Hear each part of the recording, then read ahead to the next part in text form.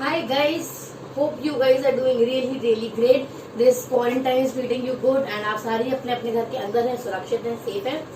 यहाँ आज अपन लोग डील करने वाले हैं CSET के साथ. ठीक है, we are starting with CS executive entrance test and उसको शुरू करने से पहले आई वांटेड कि थोड़ा सा हमारा इंट्रोडक्शन हो जाए, थोड़ा सा सब्जेक्ट का इंट्रोडक्शन हो जाए, थोड़ा सा पढ़ाने का पैटर्न क्या है उसका इंट्रोडक्शन हो जाए and then we should move forward. ठीक है, तो by now you would have understood कि ये वाला लेक्चर सिर्फ इंट्रोडक्शन की तरफ डेडिकेटेड है.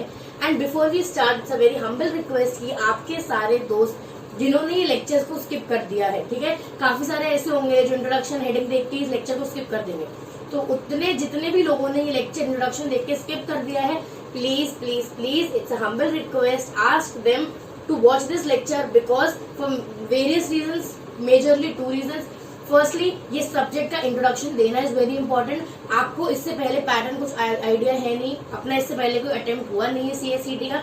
This is the first attempt, so we need to understand what exactly it is, क्या क्या डिफिकल्टीज अपन फेस करने वाले हैं, how we are going to deal with it. ठीक है, सेकेंडली, तो ये हो गया पहला तो सब्जेक्ट का इंट्रोडक्शन. ठीक है, next and majorly how am I gonna start with this subject. ठीक है, now why I am saying this, I have this little problem with me, according to which I never start with first chapter. ठीक है, हम कभी भी first chapter से शुरू नहीं करते हैं. यूजुअली सारे टीचर्स फर्स्ट चैप्टर से शुरू करते हैं या they start in a sequence. ठीक है, वो एक ऑर्डर में स्टार्ट करते हैं, but I never start in an order. ठीक है, I will keep on jumping from one chapter to another, then from this chapter to that chapter वगैरह वगैरह. ठीक है, तो अभी किस तरीके से हम जंप करते हैं, क्या पैटर्न क्या है पढ़ाने का, वो आपको फर्स्ट लेक्चर में समझना इज वेरी इंपॉर्टेंट. एंड आपको क्या क्या चीजें शुरू से ही ध्यान देना है वो आपको समझना इज वेरी इंपॉर्टेंट. ठीक है, तो जितने भी लोगों ने, आपके जान पहचान वालों ने ये लेक्चर स्किप किया है, it's a humble request, please ask them to watch this lecture because firstly I will be telling you what business communication is, why this subject is very important from exam perspective, not because I am teaching this subject but actually this subject is important from exam perspective. And secondly, जो lecture का pattern next lecture से अपन लोग follow करने वाले हैं वो वैसा क्यों है, एंड हर लेक्चर के बाद you should have a rough idea कि आज लेक्चर में एग्जैक्टली होने क्या वाला है and what are my expectation from you guys. ठीक है, क्या 2-3 चीजें हैं दैट आई एक्सपेक्ट कि आप सब अपने घर पे बैठ के ऑब्वियसली फॉलो कर रहे होगे. And guys keep this thing very straight that because we are not in a live batch right now, हम लाइव बैच में नहीं है. I don't have any command on you guys. ठीक है, आप कोई भी हमारे सामने नहीं बैठे हो. I just have a camera and I am recording this lecture, so I don't have any one of you in front of me and I don't have any command on you guys. तो आपको थोड़ा सा self discipline and self control लाना is important. ठीक है, आप जब तक अपने ऊपर सेल्फ कंट्रोल नहीं लाओगे आप अटेम्प्ट क्लियर नहीं कर पाओगे. And trust me, this attempt is very easy, the paper pattern would be very easy, the questions which would come in your exam would be very easy provided you strategize your things right from the beginning itself. Because let me tell you one thing very clearly, attempt के लिए time अपने पास बहुत कम है, साल भर नहीं है. we'll be having just 1 month, 2 month और 2.5 months और max to max 3 months, not more than that. ठीक है, तो अपने पास टाइम पीरियड बहुत कम है. So we need to strategize things a little bit, we need to focus on certain things a little bit because कुछ चीजें ऐसी होती हैं जो अपन लोग क्लास में कवर नहीं कर पाते हैं. ठीक है, कुछ चीजें ऐसी थ्योरेटिकल होती हैं जो अपने को रटना ही रटना है. And since again you guys are not sitting in front of me, तो हम आपको यहाँ पे नहीं रटवा सकते. तो I tell you few tricks जो आपको फर्स्ट डे इटसेल्फ से फॉलो करनी है. ठीक है, नाउ आई विल सी कि वो ट्रिक्स मुझे आज बतानी है या कल बतानी है, कल के लेक्चर में बतानी है. But yes, please make this guys very clear that you guys have to follow all the strategies and all the advices that I am giving. ठीक है, apart from this I have one habit, I keep on giving you few advices. ठीक है, for example advice number 1, don't take this subject very easily. ठीक है, जो अपन लोग हल्के हाथ में लेना बोलते हैं ना कि सब्जेक्ट को हल्के हाथ में ले लेना, advice number 1 and this is the foremost advice कि इस सब्जेक्ट को कभी भी हल्के हाथ से मत लेना. आप अगर सब्जेक्ट के साथ मजाक करोगे तो पेपर में सब्जेक्ट आपके साथ मजाक करेगा एंड सब्जेक्ट का मजाक करना मतलब आपका एक अटेम्प्ट मिस हो जाना. ठीक है, so don't take this subject very leniently. Why I tell you later. उसके 2 रीजंस हैं जो अपन बाद में डिस्कस करने वाले हैं. Before that let me introduce my self a little bit. Namaste, this is Muskan Gupta. I am a qualified company secretary and I qualified as a company secretary in 2018. Apart from this, I am also a lawyer. I have done my law from a very prestigious college that is ILS Law College Pune. And इसके सिवाय I have great interest in many other fields. For example, I have a great interest in psychology, then cyber laws, वगैरह वगैरह, तो वो सब आपको profile में obviously दिख जाएगा. ठीक है, तो this is a very basic and short introduction of mind. I wish and I hope कि काश आप लोग सब सामने बैठे होते एंड अपना भी थोड़ा सा इंट्रोडक्शन होता, but that's perfectly fine, it's okay. अभी foremost it's important that we understand what this subject is and how are we gonna proceed with the subject. ठीक है, कैसे अपन लोग सब्जेक्ट में आगे पढ़ने वाले हैं, पैटर्न क्या होने वाला है. ठीक है, चलो सबसे पहली बात तो घबराने की कोई जरूरत नहीं है. अपना पहला अटेम्प्ट है ना, अपना पहला अटेम्प्ट है. इससे पहले कोई CSET का पेपर हुआ नहीं है, तो we have no clear idea कि एग्जैक्टली इस पेपर में होने क्या वाला है, इंस्टीट्यूट आपके साथ क्या खेल करने वाला है. एंड सेकेंडली थोड़ी सी अपनी किस्मत खराब है क्योंकि क्वारंटाइन हो गया है, लॉकडाउन हो गया है, तो इंस्टीट्यूट ने प्रॉपर सर्कुलर्स को इशू नहीं करे, तो we don't have a very clear idea कि what exactly institute is gonna do about this attempt. ठीक है, बट ठीक है, अज्यूमिंग कि जो पैटर्न पहले फॉलो हुआ है थोड़ा बहुत pattern would be similar, and जो भी उन्होंने सर्कुलर्स इशू करे हैं, नोटिफिकेशन इशू करे हैं, उसके बिहाफ पे I have formed a small introduction for you guys. ठीक है, सबसे पहले तो सब्जेक्ट का नाम क्या है, बिजनेस कम्युनिकेशन. ठीक है, ये सब्जेक्ट का वेटेज इस एग्जाम में 50 मार्क्स. ये subject is for 50 marks in exam. बाकी सारे सब्जेक्ट्स आप देखोगे, लीगल रीजनिंग, लॉजिकल रीजनिंग हो गया, जीके हो गया, जनरल नॉलेज वगैरह हो गया, सब 25 मार्क्स का पेपर में है. ठीक है, सबका वेटेज 25 मार्क्स है. ये पूरे सब्जेक्ट का वेटेज ही 50 मार्क्स है. And guys this is the first reason why अपन को ये सब्जेक्ट को लीनियंटली नहीं लेना है. ठीक है, ये सब्जेक्ट को अपने को लीनियंटली नहीं लेना है क्योंकि इस अकेले सब्जेक्ट का एग्जाम में 50 मार्क्स का वेटेज है. अगर आपने ये 50 मार्क्स आराम से क्रैक कर लिए तो आप अटेम्प्ट में सिर्फ क्लियर नहीं करोगे, आप रैंक भी अच्छे से ला पाओगे. लेकिन अगर आपने इन्हीं 50 मार्क्स को लाइटली ले लिया तो हो सकता है आप बहुत चीजों पे मिस कर जाओ. ठीक है, तो फर्स्ट रीजन क्यों अपने को इस सब्जेक्ट को इजीली या लीनियंटली नहीं लेना है, बिकॉज ऑफ द मार्क्स का वेटेज. ठीक है, 50 मार्क्स का वेटेज है इसका एग्जाम में, इसलिए this subject becomes very important. Secondly, अगर आप सब्जेक्ट जब अपने पढ़ना चालू करेंगे आप देखोगे सब्जेक्ट में एक्चुअली कुछ बहुत ज्यादा टफ नहीं है. ठीक है, इट इज क्वाइट इजी, चीजें समझना आसान है, लेकिन ये सब्जेक्ट में 2-3 चीजें ऐसी हैं जिस चीज से आई एम वेरी श्योर 80% जनता डरती है. अब वो डर क्या है इस पर अपन बाद में आएंगे, and which becomes the second reason why this subject is very important. ठीक है, पहला हो गया 50 मार्क्स. इस सब्जेक्ट का वेटेज एग्जाम में 50 मार्क्स है. ठीक है, एडवाइस नंबर 2, अगर आपने इस सब्जेक्ट को अच्छे से प्रिपेयर कर लिया, अच्छे से प्रिपेयर करने का मतलब क्या होता है, 50 में से 35 to 40 मार्क्स अगर आपने इस सब्जेक्ट से खींच लिए तो आपके इस सब्जेक्ट में रैंक आना इज वेरी इजी. ठीक है, सब्जेक्ट में नहीं, सॉरी, अटेम्प्ट में आपको इस अटेम्प्ट में रैंक आराम से आ जाएगा. ठीक है गाइस, एक चीज बहुत क्लियरली समझो, आपका जो पेपर पैटर्न है दैट इज MCQ. ठीक है, MCQ का मतलब होता है मल्टीपल चॉइस क्वेश्चन. अब multiple choice question I know बहुत लोगों को पता होगा, लेकिन जितने लोगों को नहीं पता है, मल्टीपल चॉइस क्वेश्चन में क्या होता है, they will give you 1 question and उसके 4 ऑप्शन होते हैं. ठीक है, इनमें से कोई एक ऑप्शन सही होता है, आपको वो टिक करना है. If your answer is correct you will get 1 marks, else 0. ठीक है, ये होता है, बहुत सिंपल पैटर्न है MCQ का. लेकिन ये सब आपको एंट्रेंस में होता है. ठीक है, जो आप पहला अटेम्प्ट देते हो, पहला लेवल देते हो, सिर्फ उसमें होता है. Once you come down to executive and professional, ठीक है, प्रोफेशनल में तो एक भी MCQ नहीं है, एग्जीक्यूटिव में फिर भी 2-3 पेपर्स MCQ है. So once you come down to executive and professional, आपके पेपर सब्जेक्टिव हो जाते हैं. सब्जेक्टिव मतलब क्या, इसको अपन बोलते हैं ऑब्जेक्टिव पेपर, एंड जो अब आएंगे आपके एग्जीक्यूटिव में पेपर उनको अपन बोलते हैं सब्जेक्टिव पेपर. सब्जेक्टिव पेपर क्या होता है, जो अपन लोगों ने 11th-12th में जो अपन लोगों ने पेपर दिए, क्वेश्चन दिया जाता था, अपन लोग आंसर शीट्स भरते थे, दैट इज सब्जेक्टिव पेपर. एक क्वेश्चन दिया जाता है, अपन को बड़े बड़े आंसर लिख के पढ़ते हैं.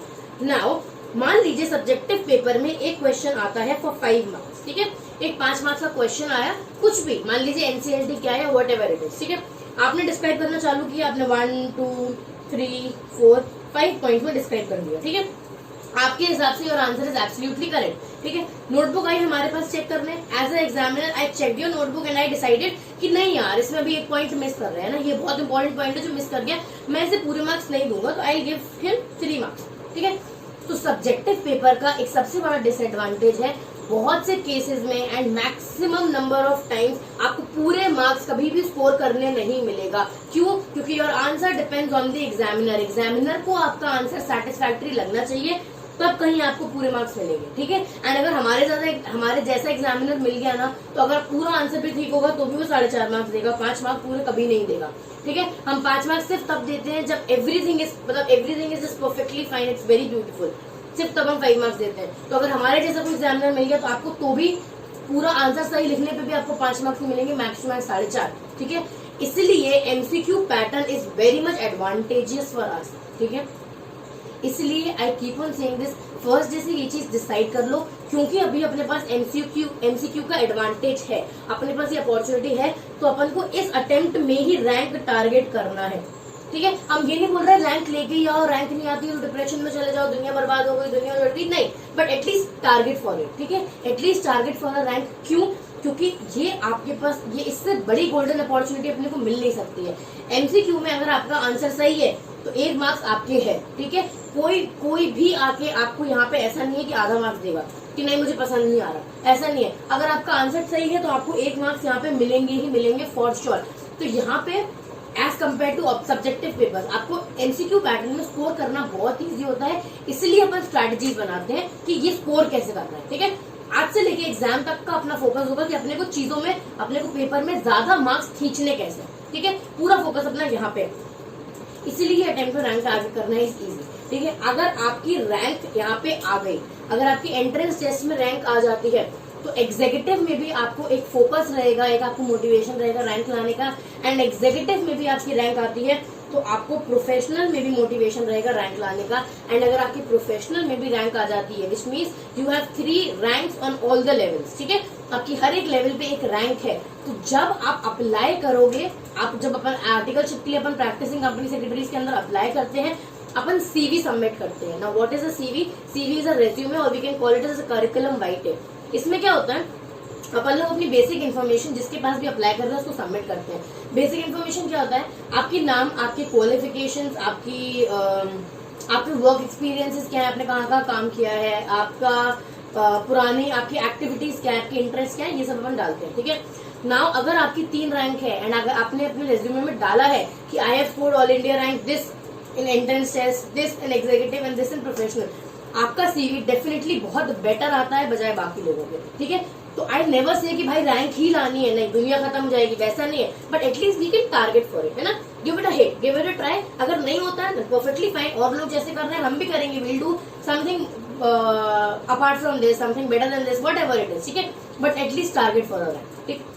Specially for this attempt executive and professional में इतना फोर्स नहीं करते हैं, बट एंट्रेंस टेस्ट में एंड फाउंडेशन में भी हम लोग बहुत फोर्स करते थे कि please target for a rank, because आप अभी से सीरियस हो गए तो आप डेफिनेटली रैंक स्कोर कर लोगे, ठीक है। तो this is one thing. Now अच्छा, एक रीजन तो हमने आपको बता दिया कि why business communication this subject is important for us, because इसका एग्जाम में वेटेज क्या है 50 मार्क्स, ठीक है। दूसरा इंपॉर्टेंस क्या है, ये सब्जेक्ट को इन्होंने 2 पार्ट में डिवाइड करा है। आपको आई डोंट नो कितने लोगों को मॉड्यूल मिला होगा, वैसे मॉड्यूल ऐसा कुछ है नहीं, बट जितने लोगों के पास कुछ भी स्टडी मटेरियल या कुछ भी नहीं है, आईसीएसआई के वेबसाइट पे जाइए प्लीज, वहाँ पे CSEET का एक ऑप्शन होगा, उस ऑप्शन को क्लिक करिए, वहाँ पे स्टडी मटेरियल्स होगा, ड्राफ्ट स्टडी मटेरियल, उसमें क्लिक करिए ना, आपको सारा स्टडी मटेरियल मिल जाएगा, ठीक है। Because of quarantine and lockdown I guess अभी तक किसी को भी उनके मॉड्यूल्स मिले नहीं होंगे, ठीक है। एंड नोट्स जो हम आपको प्रोवाइड करने वाले हैं उसमें हम बाद में आएंगे, उसको अपन को कैसे पढ़ना है उस पर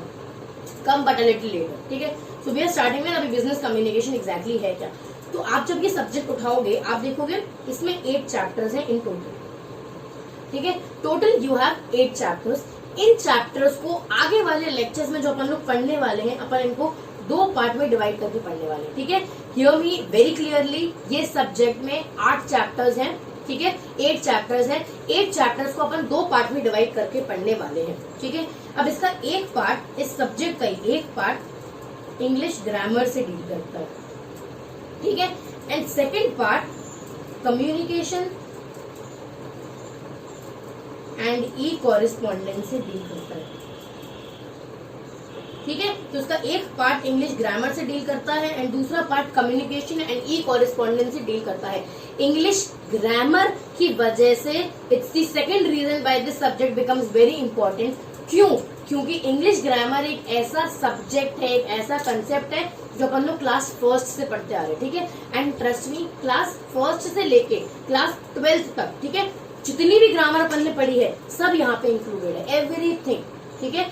क्लास फर्स्ट से लेके जब से अपन लोगों ने ग्रामर पढ़ना चालू करी है तब से लेके 12th तक sentence construction, sentence formation, basic, noun, pronoun, verb, adverb, preposition, adjectives, tenses, proverbs, idioms, phrases, etc., etc., synonyms, antonyms, homonyms, everything, each and everything has been included in English grammar in your business communication, ठीक है।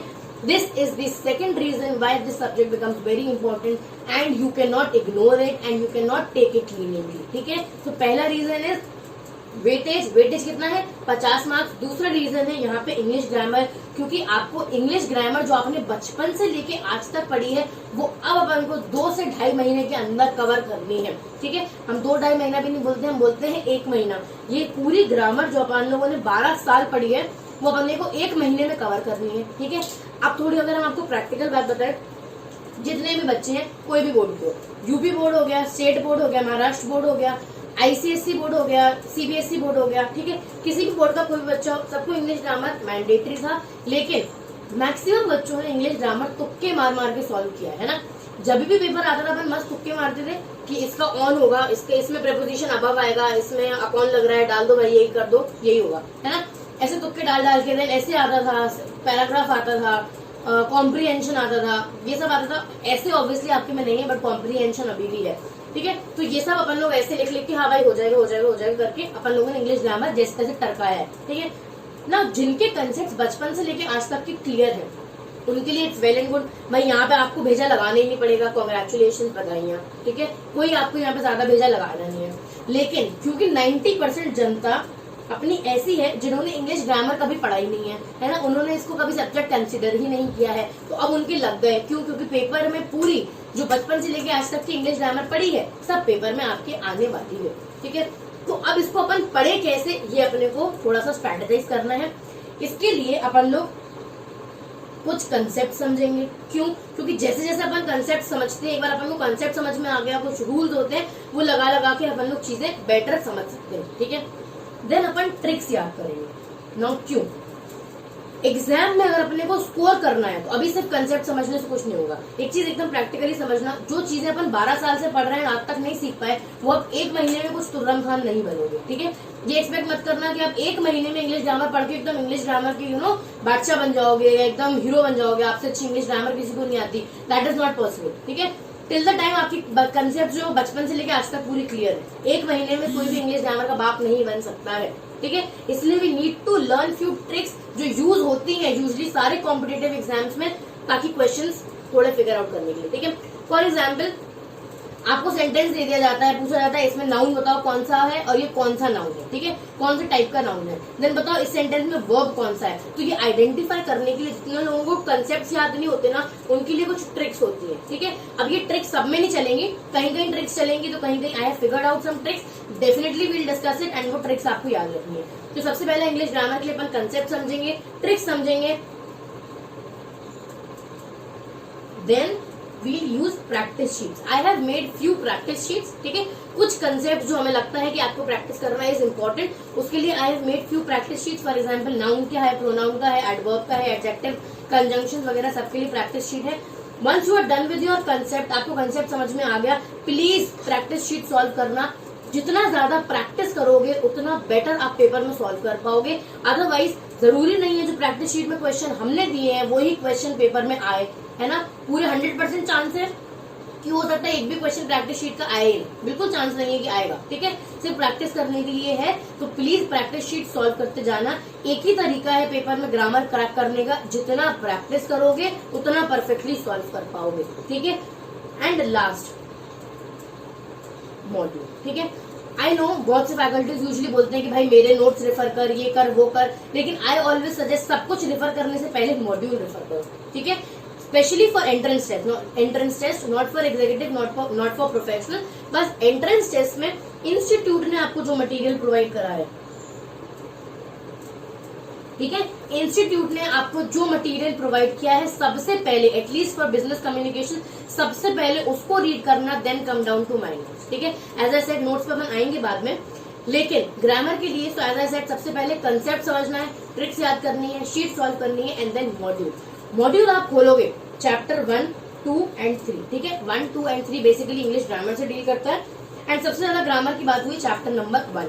ठीक है, तो module में अपने को कुछ मिलेंगे एग्जाम्पल्स, इस मॉड्यूल में अपने को कुछ मिलेंगे एग्जाम्पल्स। ठीक है, हर एग्जाम्पल मॉड्यूल का आपको पता होना चाहिए। इसका मतलब ये नहीं है, ये नहीं बोल रहा है कि रट लो, लेकिन हर मॉड्यूल का एग्जाम्पल आपको एटलीस्ट पता होना चाहिए कि इसका आंसर क्या है, क्योंकि this is my gut feeling and 90% of the time it's definitely correct. ठीक है, and this time my gut feeling is कि आपके मॉड्यूल में जो एग्जाम्पल्स दिए हुए हैं उनमें से कम 4 क्वेश्चन आएंगे ही आएंगे। ठीक है, आपके मॉड्यूल में जो एग्जाम्पल्स दिए हुए हैं 4 क्वेश्चन एटलीस्ट उन एग्जाम्पल से फंस जाएंगे। तो अगर आपने कुछ भी नहीं पढ़ा, ये मॉड्यूल के एग्जाम्पल्स भी पढ़ रखे थे ना, एंड आपको 4 क्वेश्चन आ गए, तो ये 4 मार्क्स आपके हाथ में है डायरेक्टली। ठीक है, तो आपको ये 4 चीजें इंग्लिश ग्रामर के लिए याद रखना है आज से ही। Concept, tricks, practice sheets and module. Institute ने आपको जो स्टडी मटेरियल प्रोवाइड करा है उसमें जितने एग्जाम्पल्स, इलस्ट्रेशन, क्वेश्चंस, हर चैप्टर के एंड में कुछ क्वेश्चंस होते हैं सॉल्व करने को, वो सब आपको आने चाहिए, आपको उनको मिस नहीं करना है। ठीक है, तो ये है अपना सब्जेक्ट, ये सब्जेक्ट अपना है। नाउ अपन डिसाइड करते हैं पैटर्न। ठीक है, नेक्स्ट लेक्चर से अपन किस तरीके से पढ़ने वाले हैं। सो एज आई सेड, हम कभी भी फर्स्ट चैप्टर से स्टार्ट नहीं करते हैं, तो वो प्रथा को चालू रखते हुए I start with business communication which is chapter number 4।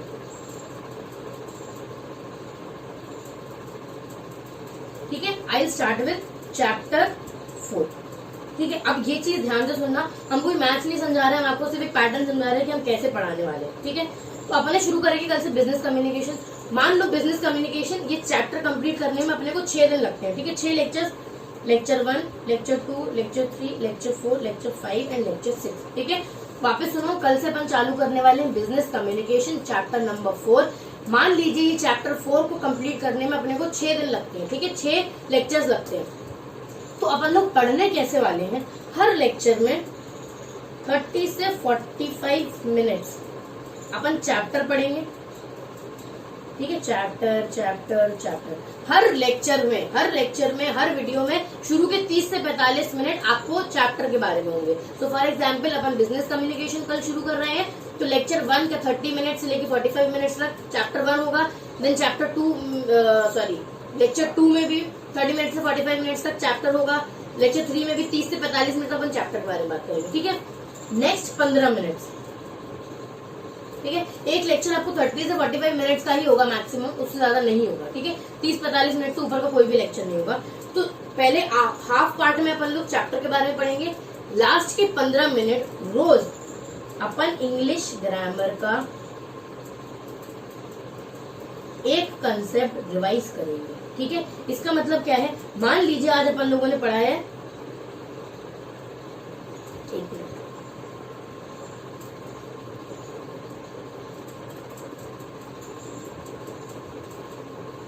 ठीक है, मान लीजिए ये अपना पहला लेक्चर था।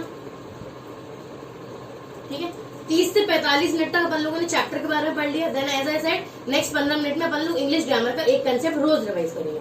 तो मान लो कल अपन लोगों ने नाउन एंड प्रोनाउन समझ लिया, अगले लेक्चर में अपन लोगों ने वर्ब एंड एडवर्ब समझ लिया, देन अपन लोगों ने एडजेक्टिव समझ लिया, देन प्रपोजिशन समझ लिया। ठीक है, देन कंजंक्शन समझ लिया। ऐसे हर लेक्चर के बाद एंड के 15 मिनट में अपन लोग रोज एक इंग्लिश ग्रामर का कंसेप्ट पढ़ेंगे। क्यों? अगर अपन लोगों ने इंग्लिश ग्रामर एक दिन में या 4 दिन में या 6 लेक्चर्स में पूरी पढ़ ली तो आपको कंसेप्ट समझ में नहीं आएंगे। ठीक है, मान लीजिए अपन ने noun, pronoun, verb, adverb, adjective, prepositions, conjunction, interjection सब एक दिन में पढ़ लिया। ठीक है, सब कुछ तो आपको इंस्टेंटली उस टाइम पे तो समझ में आएगा, लेकिन बाद में जब आप रिवाइज करते बैठोगे ना तो आपको कंसेप्ट अच्छे से समझ में आएंगे, ना आपको ट्रिक्स याद होंगी, ना आप प्रैक्टिस शीट्स अच्छे से सॉल्व कर पाओगे। तो रोज एक कंसेप्ट पढ़ेंगे, ये कंसेप्ट आपको रोज मिस नहीं करना है। आज नाउन एंड प्रोनाउन पढ़ा है, नाउन एंड प्रोनाउन का घर जाके कंसेप्ट रिवाइज करना है, ट्रिक रिवाइज करनी है, प्रैक्टिस शीट सॉल्व करनी है, एंड देन अपने को मॉड्यूल पे जो एग्जाम्पल्स है वो स्विच कर जाना है। सिमिलरली सेकेंड डे प्रोनाउन पढ़ा है, कंसेप्ट पढ़ना है, ट्रिक याद रखनी है, देन प्रैक्टिस शीट सॉल्व करनी है, मॉड्यूल के एग्जाम्पल्स करने हैं। तो रोज अपन लोग इंग्लिश ग्रामर का एक एक कंसेप्ट करते जाएंगे एंड उसके साथ साथ अपना इंग्लिश ग्रामर खत्म हो जाएगा। तो ऐसे ही अपन कंटिन्यू रखेंगे।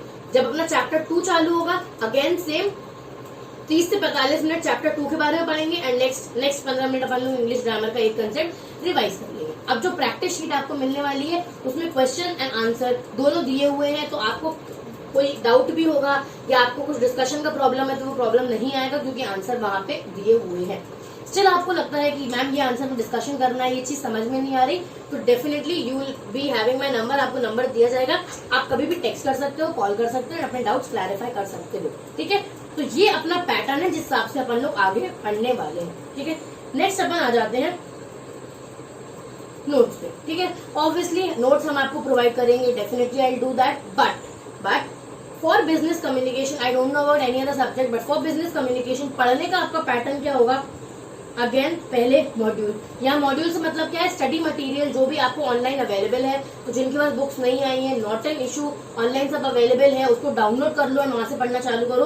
तो पहले आप मॉड्यूल पढ़ोगे, then you will move on to notes. इसका मतलब क्या है? ध्यान से सुनो।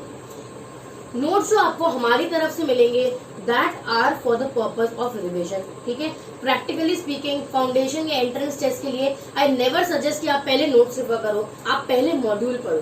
क्यों? क्योंकि मॉड्यूल में यूजुअली जो अटेम्प्ट जो क्वेश्चंस बनाता है इंस्टीट्यूट, वो मॉड्यूल से ही उठा के बनता है, वो बाहर से कहीं से नहीं आता है।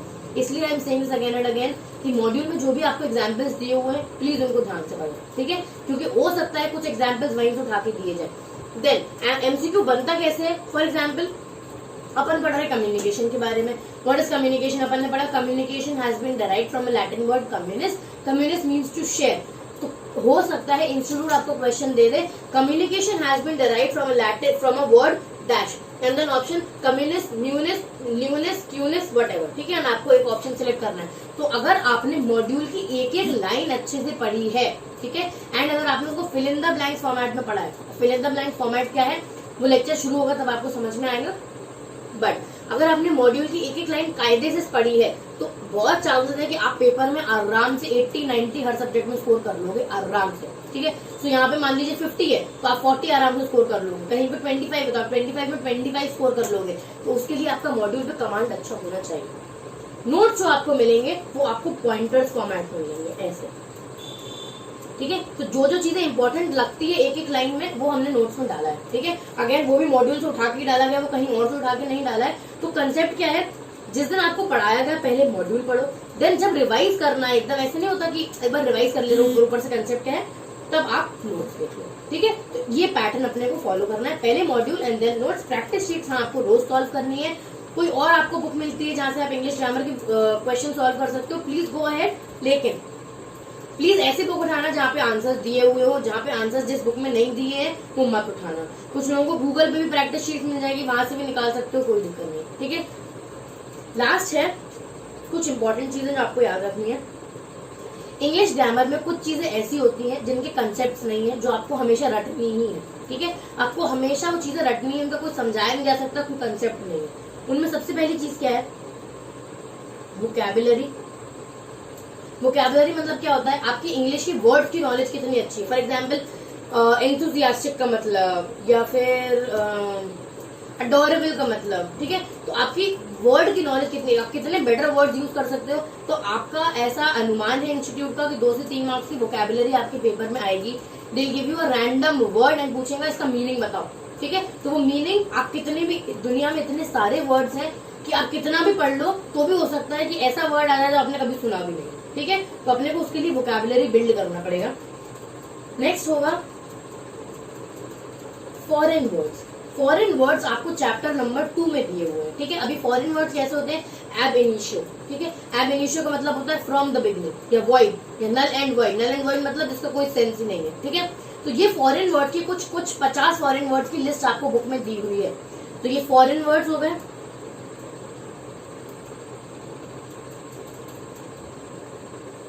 बिजनेस टर्म्स हो गए, अगेन फॉरेन वर्ड्स के बाद ही आपको बिजनेस टर्म्स दिया हुआ है। And last is idioms and phrases and proverbs. Idioms and phrases क्या होता है? अपन लोगों ने हिंदी में सुना है मुहावरे, है ना, आस्तीन का सांप, बैल बुद्धि, तो ये सब क्या होता है, मुहावरे। इसको अपन इंग्लिश में बोलते हैं इडियम्स एंड फ्रेजेस, ठीक है। अगेन इडियम्स एंड फ्रेजेस कुछ बोली हुई मुहावरे हैं जो सालों से अपन पढ़ते आ रहे हैं, इनको अगेन अपने को रटना पड़ता है, ठीक है। तो कुछ लोगों ने जिन्हें शुरू से पढ़ा है, उनको शुरू से आज तक वो मुहावरे रटे हैं।